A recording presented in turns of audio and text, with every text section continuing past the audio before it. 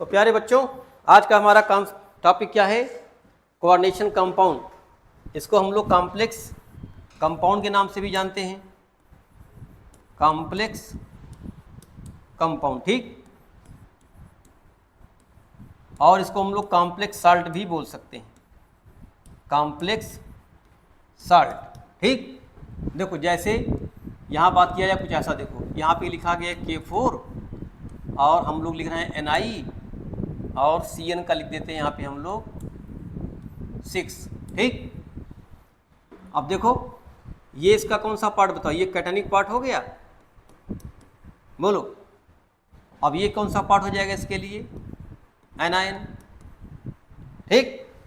देखो इसमें दो पार्ट मिले, कैटायंस एनायंस मिल रहे हैं, तो ये भी क्या हो जाएगा? साल्ट हो जाएगा, ठीक है। तो देखो हमको इसी का सारी बात करनी है। अब ब्रैकेट के अंदर जो लिखा होता है उसको हम बोलते हैं कोऑर्डिनेशन इंटाइटी, ठीक है। तो देखो जैसे मान लो अगर एक हम एग्जांपल लेते हैं, और यहाँ पे जैसे देखिए FeCN का होल 6 और 4 माइनस कर दें यहाँ पे, ठीक। एक तो चार्ज निकालना आपको आना चाहिए। चार्ज कैसे निकालते हैं? ऑक्सीडेशन नंबर मेथड से निकाल सकते हो आप। जैसे इसका मतलब क्या लिखेंगे आप? x, बोलो। अब बताओ Cn कितना है? 6 और x इन पे कितना चार्ज था? -1 और इक्वल टू कितना है? -4 ना। तो x की वैल्यू कितनी हो गई? +2 हो गई। तो Rn पे चार्ज कितना है? +2। लेकिन इस कॉम्प्लेक्स को बोल हम क्या बोलेंगे? कॉम्प्लेक्स एनायन बोलेंगे। क्यों? क्योंकि इसके ऊपर कौन सा चार्ज है? निगेटिव चार्ज, ठीक। अब देखो इसके बारे में और क्या क्या जानना आपको, देखिए। तो एक कॉम्प्लेक्स कंपाउंड हम लोग बनाते हैं और देखते हैं उसके बारे में क्या क्या आपको जानना होता है। तो कुछ जनरल टर्म है, अगर आपको ये अच्छे से पता है तो आप क्या करेंगे? बहुत सारे क्वेश्चंस को आसानी से सॉल्व कर सकते हैं, ठीक। तो Cn का होल 6। अब देखो स्क्वायर ब्रैकेट की जैसा ब्रैकेट कुछ होता नहीं है, ठीक है, लेकिन इसको डिफरेंशिएट करने के लिए दिखाया जाता है, ठीक है। तो देखो बोलते हैं भाई इसके भी बाहर एक ब्रैकेट होगा कुछ ऐसा, ठीक। इस ब्रैकेट को हम लोग क्या बोल देते हैं? Ionisation sphere. ये उस साइड भी हो सकता है, ठीक है। अब ये कैसा कॉम्प्लेक्स है? निगेटिवली चार्ज कॉम्प्लेक्स आयंस है, ठीक। समझ रहे हैं? इसका पॉजिटिव पार्ट पहले लिखा गया है। यहाँ पे पोटेशियम क्या काम करेगा? ये चार्ज को बैलेंस करेगा, तो इसको बोलते हैं काउंटर आयन, काउंटर आयन, ठीक। अब आते हैं, देखो यहाँ पे आते हैं हम लोग, तो एक देख रहे हैं जो बिग ब्रैकेट दिखाई पड़ रहा है आपको, इस बिग ब्रैकेट का नाम क्या होता है?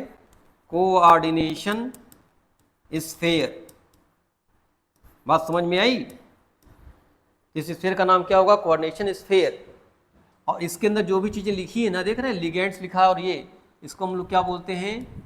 कोऑर्डिनेशन इंटाइटी, कोऑर्डिनेशन इंटाइटीज, ठीक है। अब आते हैं, देखो इसके ऊपर आयरन के ऊपर आते हैं, देखो हम लोग, तो जो पहला एलिमेंट लिखा होगा ना मेटल होगा वो जनरली, ठीक। और ये कैसा होगा बताओ? इसको हम बोलते हैं सेंट्रल एटम या आयन। अब यहाँ पे देखो आयरन पे चार्ज है ना, बोलो कितना चार्ज है? +2। तो आयंस के फॉर्म में हो गया ये निगेटिव, इस पे चार्ज 0 भी हो सकता था, तो हम एटम बोलते हैं उसको, जैसे निकिल NiCO4 के केस में। अब बताओ ये लोन पेयर इससे एक्सेप्ट करता है, तो हम बोले थे ना इसको हम एक और नाम से जान सकते हैं क्या? इसको हम लोग लुईस एसिड भी बोलते हैं, ठीक। क्यों? इलेक्ट्रॉन पेयर एक्सेप्ट करेगा, ठीक है। किससे एक्सेप्ट करेगा? इसके कोऑर्डिनेशन नंबर वाले से। अब देखो Cn को हम लोग क्या बोलते हैं? लिगेंड। Cn क्या आपका है? लिगेंड। और ये कैसा काम करेगा? यहाँ पे इलेक्ट्रॉन पेयर डोनर का, तो इसका नाम क्या हो जाएगा? Lewis base. बात समझ में आई? अब कितने देखो Cn लगे हुए? 6। तो जो नंबर दिख रहा है ना, इसी नंबर को हम लोग क्या बोलते हैं? कोऑर्डिनेशन नंबर या सेकेंडरी बैलेंसी भी बोल देते हैं।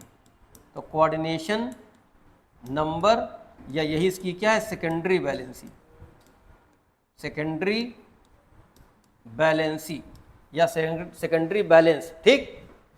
बात समझ में आई? बोलो। इतनी चीजें आपको जानना होता है इसके बारे में, ठीक। उसका चार्ज निकालने के जब पूछेगा तो K पे +4 चार्ज, बोलो 4 के यहाँ पे ना, तो 1 पे 1, अब 4 पे 4 प्लस चार्ज। Rn पे चार्ज पूछेगा आपसे, Cn पे कितना है? -6 चार्ज है, तो -6 और +4 कितना हुआ? -2। बाहर जाएगा तो क्या हो जाएगा? +2। तो Rn पे कितना चार्ज होगा? +2। फिर पूछा जाता है ये कैसा कॉम्प्लेक्स है, होमोलेप्टिक या हेट्रोलेप्टिक। इसमें क्या करना होता है, अब आयरन के साथ जो आपको CN जुड़े हुए हैं ना, वो देखना लिगेंड कैसा है, सेम टाइप का है या डिफरेंट टाइप का है। अगर सेम टाइप का है तो इसको हम लोग क्या बोलेंगे, होमोलेप्टिक। अगर लिगेंड डिफरेंट होते तो हम लोग क्या बोलते हैं इसको, हेट्रोलेप्टिक। इतना चीज़ें आपको जानना होता है, ठीक है, जो जनरल कॉन्सेप्ट में पूछा जाता है, ठीक है। स्क्वायर ब्रैकेट का मतलब क्या है, सेंट्रल एटम कौन है, लिगेंड्स कौन से हैं, ठीक है, कौन डोनर होगा, कौन एक्सेप्टर होगा, ठीक, कौन काउंटर आयंस बना रहा है यहाँ पे। और उसके बाद हम लोग पूछना होता है नाम, इसके नेम कैसे लिखते हैं, ठीक है। हम लोग ये सब जनरल चीज़ें हैं जो हमको जाननी होती है, ठीक है। चलिए एक देखो हम लोग बात कर लेते हैं, एक तो ये, एक और देखो कॉम्प्लेक्स लेते हैं हम लोग। तो कॉम्प्लेक्स में आपको देखना है होमोलिप्टिक है ये हेट्रोलिप्टिक है, ये भी देखना होता है। तो फिलहाल ये कैसा कॉम्प्लेक्स है, होमोलिप्टिक। अब मान लो कुछ ऐसा लेते हैं, देखो हम लोग CO और अमोनिया का क्या ले लें हम लोग, 3Cl का कर देते, इसको 4 कर देते, चलो 4Cl2 और स्क्वायर ब्रैकेट बाद Cl कर दिए।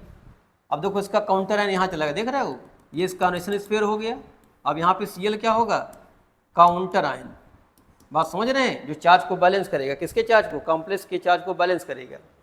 यहाँ फिर देखो ये कोऑर्डिनेशन स्फीयर, बोलिए ये CO क्या यहाँ पे है, सेंट्रल एटम, सेंट्रल एटम, या इसको हम क्या लिखते हैं, आयंस। ये कैसा काम करेगा, लुईस एसिड का।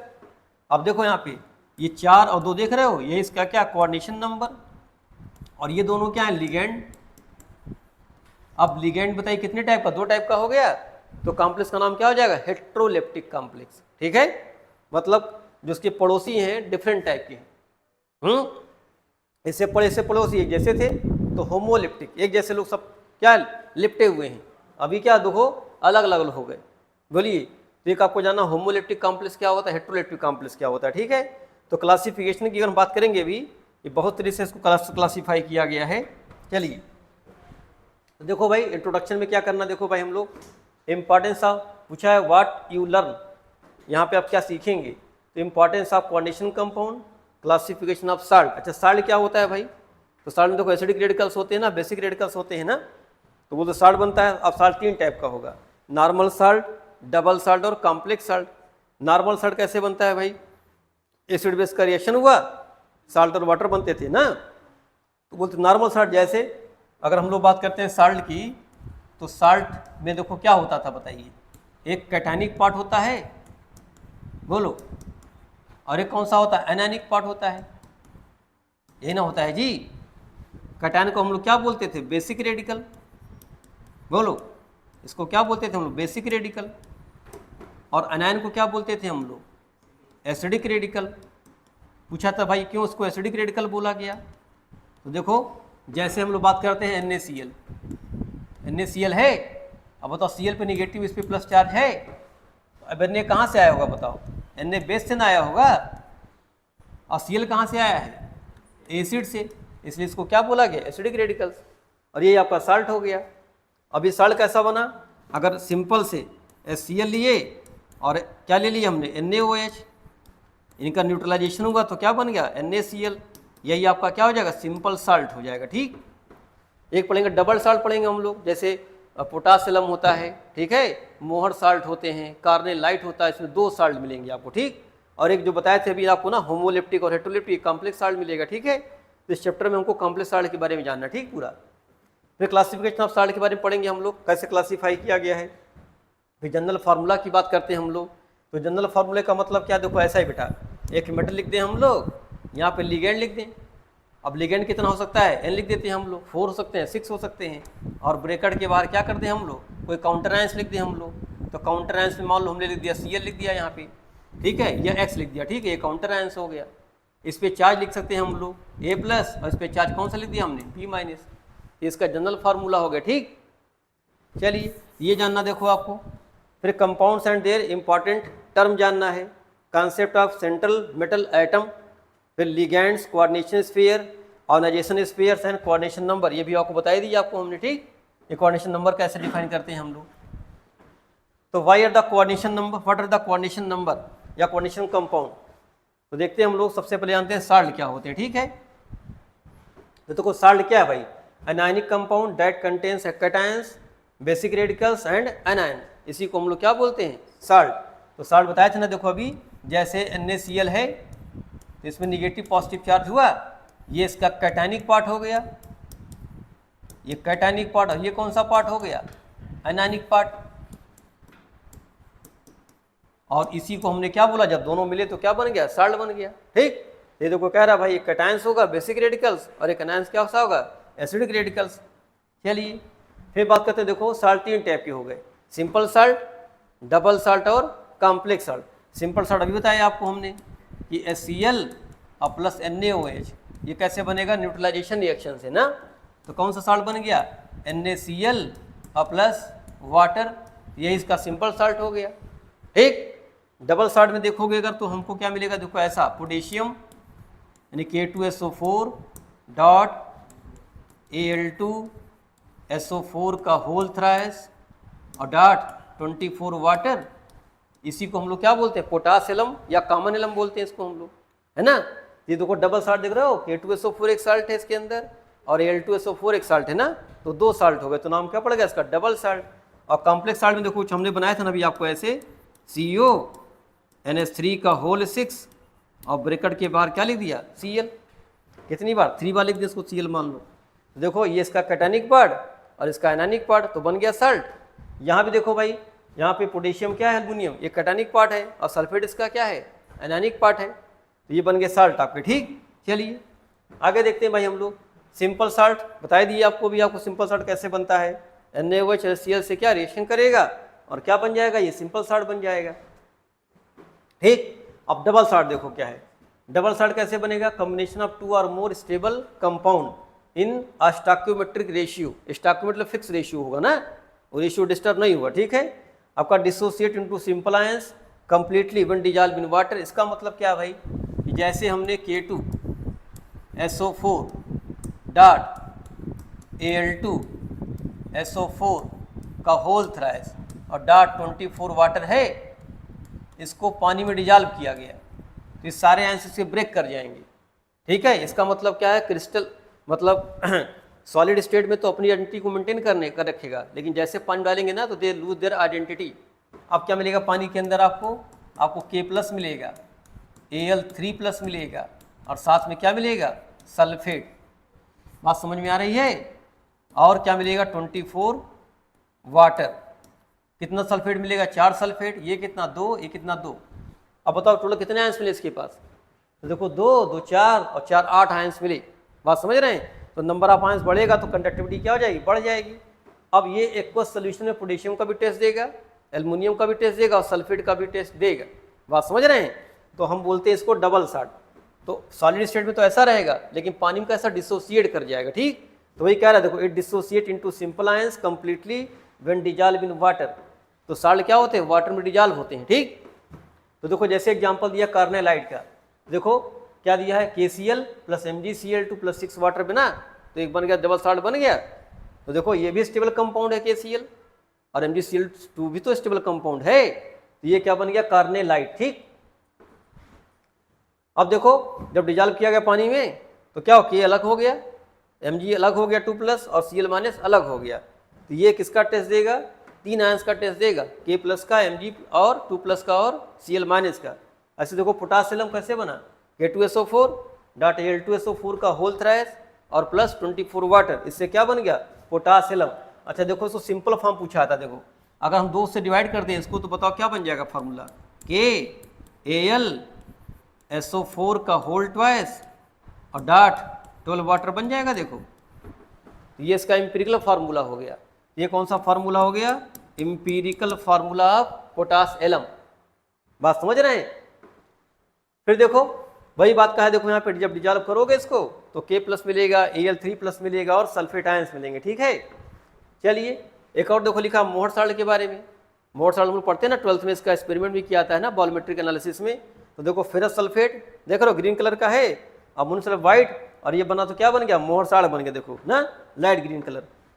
फिर देखिए इसको भी वही सेम कंडीशन अगर तोड़ोगे, अच्छा इसको हम लोग क्या बोलते हैं, फेरस अमोनियम सल्फेट या क्या बोलते हैं, मोहर साल्ट बोलते हैं। ठीक है, या हम लोग शॉर्ट फॉर्म में क्या लिखते हैं इसके बारे में, FAS, फेरस अमोनियम सल्फेट। तो देखो इसको भी तोड़ोगे तो क्या मिलेगा, Fe2+ अमोनियम आयंस मिलेंगे और सल्फेट। ये ध्यान देना, पूछा था बताओ यहाँ पे आयरन पे कितना चार्ज है, +2 चार्ज। तो इसी का रिएक्शन जब होता था ना KMnO4 के साथ में पोटेशियम परमैंगनेट के साथ में, बोलो तो क्या होता था बताओ, आयरन किस में कन्वर्ट हो जाता था, Fe3+ में। बात समझ रहे हैं। और KMnO4 कैसे ब्रेक करता था याद है, Mn2+ में ब्रेक कर जाता था। बोलो बोलिए भाई, तो नहीं था KMnO4 का जो पिंक कलर था उसका फेरस अमोनियम साल्ट का जो कलर था ना वो पिंक कलर हो जाता था एट सेम कुछ वॉल्यूम पे KMnO4 के। तो भैया आपकी रीडिंग नोट करते थे ना हम लोग। चलिए अब देखो लिखा quantitative analysis, a solution of double salt give the test of each individual constituent ion. इसका मतलब पता है ना भाई, K+ का भी देगा, Mg2+ का भी देगा, मतलब जितने भी आयन सबका टेस्ट देगा। फिर generally a double salt contain same anions but different cations. देखो K2SO4 में क्या था, SO4 कॉमन था लेकिन कैटायंस डिफर थे। तो एक जनरल पॉइंट की बात कह रहा है ये। फिर देखो अब आते हैं कॉम्प्लेक्स सॉल्ट में, तो it is the form by the combination of 2 और मोर स्टेबल कंपाउंड। ठीक है, इसी को हम लोग मॉलिक्यूलर एडिशन कंपाउंड भी बोलते हैं, ठीक है हम लोग, but does not dissociate into simple ions. इसका मतलब क्या देखो है कि जैसे मान लीजिए कि CO अमोनिया का होल 4 और Cl2 और ब्रेकेट के बाहर Cl है, इसको पानी में डाल देंगे हम लोग, तो जो बाहर Cl तो बाहर ब्रेक कर जाएगा, लेकिन बाकी सब देखो ऐसे मिलेंगे आपको। इसका मतलब ये जो आपका कंपाउंड है वो पानी में क्या होगा, ब्रेक नहीं करेगा। बात समझ, कितने आयंस आपको मिले, एक मिला कॉम्प्लेक्स कैटायंस और एक क्या मिला आपको Cl- आयंस। ठीक, ये अमोनिया का टेस्ट नहीं देगा, CO+ का टेस्ट नहीं देगा, तो इसको हम लोग बोलते हैं कॉम्प्लेक्स कंपाउंड। ठीक, चलिए देखो जैसे एग्जांपल में K4FeCN6 दिया, बोलो अब देखो K अलग हो जाएगा लेकिन FeCN6 एक साथ रहेगा। ठीक, तो देखो ये Cn का और Fe का टेस्ट नहीं देगा, तो देखो the solution does not show the properties of Fe2+ ions and Cn- ions. तो ऐसे साल्ट को क्या बोलते हैं हम, कॉम्प्लेक्स साल्ट। ठीक, अब इसमें फिर देख लो बेटा, ये देख लो भाई, ये K क्या यहाँ पे है, काउंटर आयंस। काउंटर आयंस का काम क्या होता है, चार्ज को बैलेंस करना। बोलो, ये लोग पढ़े थे, डार्क सिस्टम में भी आया था, काउंटर आयंस चार्ज को बैलेंस करते हैं, उनका ऑक्सीडेशन नंबर चेंज नहीं होता है। ठीक, यहाँ पे बताए ना, देखो Fe क्या है यहाँ पे, सेंट्रल एटम, या इसको हम लोग क्या बोलते हैं, आयन। यहाँ पे Cn कैसा है, लिगेंड। बोलो, लिगेंड का मतलब इलेक्ट्रॉन पेयर डोनर। ये कौन सा बॉन्ड बनाता है, कोऑर्डिनेट बॉन्ड, इसलिए केमिस्ट्री का नाम क्या पड़ा, कोऑर्डिनेट केमिस्ट्री। अगर इसकी बॉन्डिंग देखोगे तो ऐसे नहीं दिखाई पड़ेगी। देखो Fe के साथ Cn कैसा बताओ, Cn के बीच में 3 बॉन्ड है कोवैलेंट, और Cn क्या करेगा बताओ, एक इलेक्ट्रॉन डोनेट करेगा, इसको देखो ऐसे, ये कौन सा बॉन्ड बन गया बताइए, कोऑर्डिनेट बॉन्ड। ठीक, और बाकी इनके बीच में कौन सा बॉन्ड होगा, इसको बोलते हैं आयनिक बॉन्ड। बात समझ रहे हैं, तो K4 और इस कोऑर्डिनेशन स्फीयर के बीच में कौन सा बॉन्ड होगा, आयनिक बॉन्ड, और Fe और Cn के बीच में कौन सा बॉन्ड होगा, कोवैलेंट कोऑर्डिनेट बॉन्ड होगा। ठीक है, और C और N के बीच में कौन सा बॉन्ड होगा, कोवैलेंट बॉन्ड। तो ये 3 बॉन्ड का एग्जांपल हो गया, आयनिक, कोवैलेंट और कोऑर्डिनेट बॉन्ड का। तो देखो ये कहा, देखो K टूटेगा, ये टेस्ट देगा, आइडेंटिफिकेशन टेस्ट देगा, लेकिन ये इसमें आयरन और Cn- का कोई टेस्ट नहीं मिलेगा। ठीक, नेक्स्ट देखो कॉपर सल्फेट, अमोनिया का रिएक्शन कराया गया, तो देखो क्या बन गया। देखो अब ये देखो पूछा था, बताओ कलर बताओ कैसे मॉडिफाइड हुआ। तो बात समझ रहे हैं, देखो जैसे अमोनिया साथ इसका रिएक्शन कराया, देखो लिगेंड चेंज हो जाएगा। देखो अभी कॉपर के साथ क्या जुड़ा हुआ था, सल्फेट, अब क्या देखो जुड़ गया जा करके अमोनिया, तो इसलिए क्या होता बताओ, डीप ब्लू कलर हो जाता था इसका। ठीक है, तो पूछा भाई कलर क्यों चेंज हुआ, तो लिगेंड चेंज हुआ। ये कैसा लिगेंड है, स्ट्रांग फील्ड लिगेंड है, और लिगेंड की एनर्जी का ये बार बार यूज करेंगे फॉर्म, देखो है =Hc/λ। ठीक, बाकी इसमें कौन सा कलर होता है, बात करते हैं कंप्लीमेंट्री कलर। उसको कैसे देखेंगे हम लोग, मुंसेल कलर व्हील से देखेंगे। ठीक, अब देखो व्हेन डिसॉल्व्ड इन वाटर, बोलो, तो देख रहे हो अभी दिख रहा था सल्फेट, कहाँ दिख रहा था, कॉपर साथ अटैच था ना। अब देखो सल्फेट क्या, देखो कॉपर से बाहर हो गया, तो सल्फेट आयंस का देखो टेस्ट देगा, देखो, लेकिन ये अमोनिया और इसका टेस्ट नहीं देगा। बात समझ में आ रही है, कॉपर का टेस्ट नहीं देगा। ठीक, अब पूछा था बताओ इसके बीच में, हाँ तो अच्छा ये क्या सल्फेट है, उसको हम क्या बोलते थे, हाइड्रेट बोलते थे, मोनोहाइड्रेट ना। जैसे इसका नाम पूछा, नाम क्या लिखते बताओ, अमोनिया को हम बोलते हैं एमीन। अमोनिया का नाम क्या होता है, एमीन। ये न्यूट्रल लिगेंड है। ठीक, और कितनी बार, 4 बार, तो हम क्या लिखते थे इसको, टेट्रा। और इस पे प्लस चार्ज है ना, तो कापर का नाम कापर ही लिखा जाएगा। अब कापर पे तो चार्ज कितना आएगा, तो देखो सल्फेट पे 2 माइनस चार्ज होता है, और इस पे चार्ज 0, इस पे चार्ज 0, तो इस पे कौन सा चार्ज आएगा, +2। तो कापर किस कंडीशन में, +2 में। फिर लिखेंगे हम लोग सल्फेट, SO4 का मतलब सल्फेट, और डाट है ना लिखा है, तो हम लोग क्या लिख देंगे, मोनोहाइड्रेट। मोनो का मतलब 1 टाइम क्या है इसमें, वाटर। ठीक, चलिए आगे देखते हैं भाई हम लोग। तो देखो ये साफ फिर दिख रहा है, देखो ये एग्जिस्ट एट इंटाइटी, डिस्क्रीट इंटाइटी के फॉर्म में, डिस्टिंक्ट इंटाइटी के फॉर्म में होगा, लेकिन सिर्फ सल्फेट का टेस्ट देगा। ठीक, फिर कॉम्प्लेक्स कंपाउंड जनरली क्या होते हैं, कोऑर्डिनेशन कंपाउंड इसको बोलते हैं हम लोग। ये बताए थे कोऑर्डिनेशन कंपाउंड क्यों बोला जाता है ना, क्यों बोलते हैं भाई हम लोग, क्योंकि इसके अंदर कौन से बॉन्ड बनते हैं, कोऑर्डिनेट बॉन्ड बनते हैं। ठीक, फिर देखो the additional compound that retain their identity that does not lose their identity in the solution are known as coordination compound. इसका मतलब क्या है, पानी में भी ऐसे ही रहेंगे और साल्ट के फॉर्म में भी ऐसे ही रहेंगे, लेकिन डबल साल्ट में क्या था, पानी में आयन सब ब्रेक कर जा रहे थे ना। यहाँ देखो जैसे लिखा है, when KCN solution added to FeCN का होल ट्वाइस सोल्यूशन, तो ये कौन सा बन जाएगा फॉर्मूला, देखो K4 FeCN6 बन गया। इसको पानी में डाला गया तो K4 का टेस्ट देगा, लेकिन Fe और Cn का टेस्ट नहीं देगा। ठीक, चलिए फिर देखते हैं आगे हम लोग कि the metal atoms are bound to a number of anions, cations or neutral molecules by sharing of electrons. ठीक, इसलिए इसका नाम क्या पड़ गया, कोऑर्डिनेशन कंपाउंड। शेयरिंग हो रही ना यहाँ पे, अरे कोऑर्डिनेशन बताया गया था ना, क्या होता है, एक डोनर होता है और एक एक्सेप्टर होता है ना, तो इलेक्ट्रॉन की शेयरिंग होती है, ट्रांसफर नहीं होता है। चलिए जनरल फार्मूला की बात कर लेते हैं, देखो हम लोग, तो देखो बात करते हैं जनरल फार्मूला की ना। M क्या मेटल है, L क्या लिगैंड, N क्या देखो यहाँ पे, तो ये क्या आपका सेंट्रल एटम, बोलिए ये सेंट्रल एटम। ठीक है, L क्या बताइए यहाँ पे, लिगैंड जो इलेक्ट्रॉन पेयर डोनर होगा, N क्या बताइए, कोऑर्डिनेशन नंबर, और इसी को सेकेंडरी वैलेंसी बोलते थे ना हम लोग।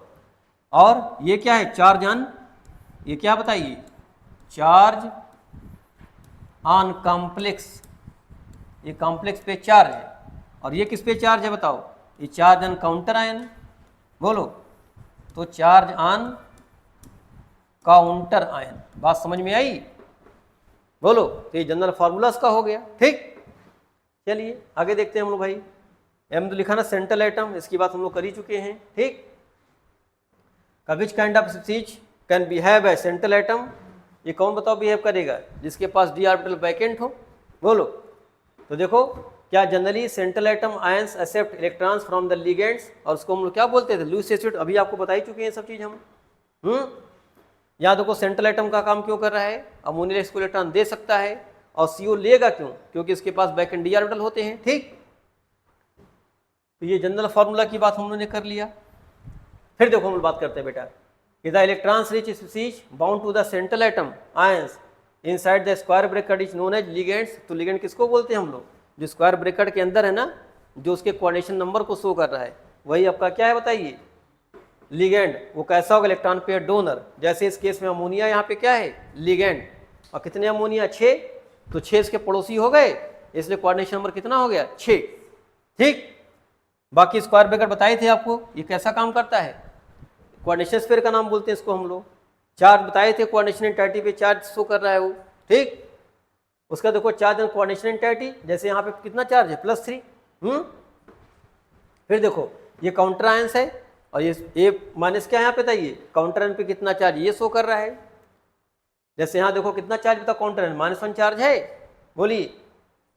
चलिए अब जो है, can counter ions be a complex compound, तो बिल्कुल बात सही। देखो जैसे इसका मतलब क्या, देखो जैसे कह रहा है, अभी देखो क्या है, CO के साथ हम लोग जोड़े हैं यहाँ पे वाटर। ठीक है, कितना वाटर जोड़े हम लोग, 6, और इसके बाहर क्या 3 Cl है। अब पूछा बताओ कि ये काउंटर आयन इसका पार्ट हो सकता है, तो बिल्कुल हो सकता है। देखो तो देखो यहाँ पे क्या हो सकता है भाई, ये टाइप का बनेगा आइसोमर्स, तो ये 5 कर दें हम लोग, एक Cl कर दें अंदर। अब बाहर क्या होगा बताओ, एक वाटर हो गया और Cl हो गया, बताइए। तो देख रहे हो, तो ये जो कोऑर्डिनेशन नंबर अंदर थे ना, ये काउंटर आयंस का भी काम कर सकते हैं, यानी काउंटर बाहर भी जा सकते हैं, और जो इसके काउंटर आयंस है ना, वो लिगेंड्स का भी काम कर सकते हैं। ठीक, चलिए फिर देखिए, कहा है कि when there are two coordination sphere joint together by ordination sphere. तो इसका देखो मतलब क्या है, जैसे ऐसा भी देखो हम लोग बात कर सकते हैं, CO के साथ हमने लिखा Cl4 माइनस और यहाँ पे लिखा हमने Cr, ठीक है, और लिख दिया वाटर पे लिख दिया हमने 4, ठीक। तो देखो यहाँ पे हम लोग लिगेंड को इंटरचेंज कर सकते हैं, या कह सकते हैं हम लोग मेटल को इंटरचेंज कर दें। अब देखो इसका मेटल इसके साथ लगा दें, इसका मेटल इसके साथ लगा दें हम लोग, यहाँ भी तो ऐसा हुआ, बोलो। चलिए यहाँ देखो जैसे AgNH3 का होल ट्वाइस AgCN दिखा है, देखो बेटा 2। अब देखो यहाँ पे क्या हो बताओ, CrNH3 का होल 6, CO क्या लिखा है, CN का होल 6 लिखा है, बोलिए। तो counter ion as a complex compound. फिर कोऑर्डिनेशन स्फीयर में देखो, ये बोलता है जो ब्रैकेट लगाते हैं स्क्वायर ब्रैकेट को हम लोग क्या बोलते हैं, कोऑर्डिनेशन स्फीयर, ठीक। ये सब जनरल बेटा पार्ट है, ये सब आपको बार बार ही सब पूछा था, ये सब आपको आना ही चाहिए कम से कम, ठीक है। फिर देखो यहाँ पे K4 बताओ क्या बताओ, कोऑर्डिनेशन स्फीयर का काम करेगा ना। फिर देखिए कोऑर्डिनेशन नंबर कैसे बताया थे, याद है, जो नंबर लिखा होगा लिगेंड्स के बगल में, यानी जितने लिगेंड्स होंगे वही आपका क्या हो जाएगा, कोऑर्डिनेशन नंबर, ठीक। हाँ ये देखना पड़ेगा कि लिगेंड कैसा है, मोनोडेंटेट है कि बाइडेंटेट, तो इसके बारे में भी बात करेंगे। जिससे लिखा है देखो EN का लिखा होगा ऐसे होल थ्राइस, ठीक है, और 3+ चार्ज। तो EN कैसा लिगेंड होता है, तो EN क्या होता है, CS2NH2 और CS2NH2, इसको हम लोग क्या बोलते हैं, इथेन 1,2 डाईएमीन।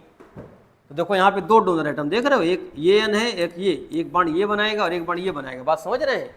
तो एक N 2 बांड बनाएगा, यानी 2 पड़ोसी इसके हो गए, समझ रहे हैं। इसलिए 3 बार कितना हो गया, 6 पड़ोसी हो गए। तो कोऑर्डिनेशन में कितना इसका भी अभी होगा, 6 ही होगा। बस फर्क क्या था, पहले एक बांड बना रहे थे, अब 2 साइड से बांड बना रहे हैं, ठीक है। तो इसको बोलते हैं बाइडेंटेट लिगेंड्स। तो कोऑर्डिनेशन नंबर भी आपका समझ में आ गया, आपको कैसे करना है। जैसे देखो यहाँ लिखा है PtCl का होल 6। अब पूछा था कोऑर्डिनेशन नंबर कितना Pt का, तो Cl मोनोडेंटेट लिगेंड्स है, 6 हो गए, 6 Cl है तो 6 इसके क्या हो जाएंगे, कोऑर्डिनेशन नंबर। यहाँ देखो कितना है, Na के साथ देखो अमोनिया 4 बार लगा है ना, तो कितना कोऑर्डिनेशन नंबर हो गया, 4, ठीक है।